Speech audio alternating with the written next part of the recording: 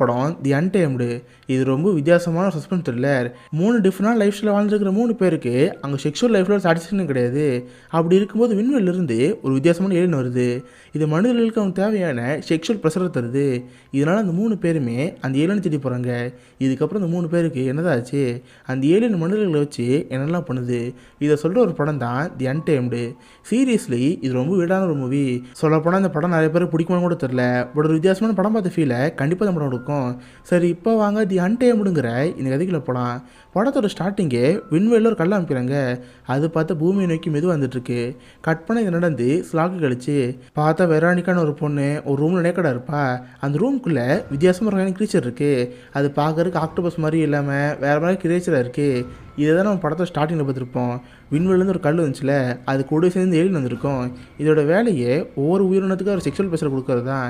இப்போ அந்த மாதிரி அந்த வெரோனிக்காங்கிற பொண்ணு அது கூட வந்துட்டுருக்கா. பட் இதுக்குமே சில சமயத்தில் நீலாக இருக்கும். இன்கேஸ் அதுக்கு பிடிக்காத யாராவது இங்கே வந்தாங்கன்னா அவங்களுக்கு காயப்படுத்தும். இந்த மாதிரி அந்த முடிவு பண்ணிகிட்ருக்கோம். இப்போ அந்த மாதிரி தான் வெரோனிக்கா பண்ணிகிட்ருக்கா.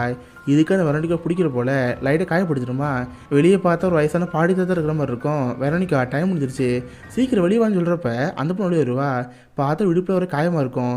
உடனே இந்த பாட்டி உங்கள் ஹஸ்பண்டை பார்த்து, எங்கே அந்த மிருகத்துக்கு வெரோனிக்காவை பிடிக்கல போலியே, இதுக்கு அடுத்து வெரோனிக்கா அனுப்ப வேணாம், அனுப்ப நமக்கு தான் ஆபத்து தரும். சரி, நான் போய் அவளுக்கு மருந்து வைக்கிறேன்னு சொல்லிட்டு வெரோனிக்காவை பார்க்குறவங்களா. பட் பார்த்தா அந்த வெரோனிக்காங்கிற பொண்ணு அவள் பாட்டு அங்கே கிளம்பி இருப்பா. ஆக்சுவலி இவங்க இருக்கிற அந்த வீடு ஒரு காட்டு கொண்டு தனியாக தான் இருக்கும். ஸோ அவள் பாட்டு அங்கேருந்து கிளம்பி போயிட்டு இருப்பா. அந்த மிருகம் கடிச்சதில் விடுப்புட்டில் ரத்தம் வந்துட்டுருக்கும். ஸோ நொண்டி எப்படியோ பைக்கிட்ட போயிடுவா. பைக்கு ஸ்டார்ட் பண்ணால் பைக்கு ஸ்டார்ட் ஆகுது. சரி, அவள் பாட்டு கஷ்டப்பட்டு கிளம்பி போயிடுவா. கட் பண்ண அப்படியே இந்த படத்தில் ஹீரோ அமைப்பாங்க. நம்ம ஹீரோனோட பேர் அலஜான்ட்ரா. இவளுக்கு கல்யாணமாக 2 பசங்க இருக்காங்க.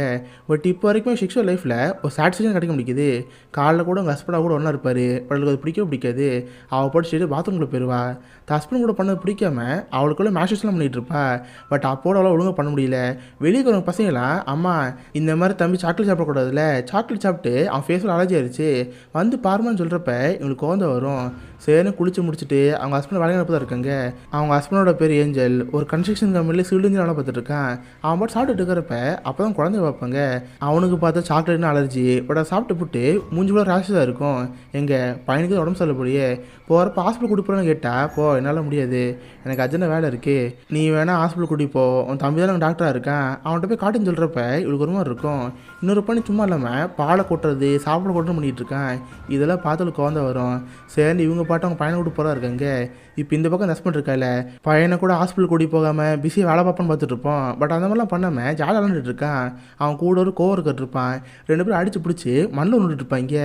இதுக்கு தான் அவன் பையனை கூட்டு போகாமல் வந்திருக்கான். கட் பண்ண அப்படியே அந்த வெரோனிக்காங்கிற பொண்ணை வைப்பாங்க.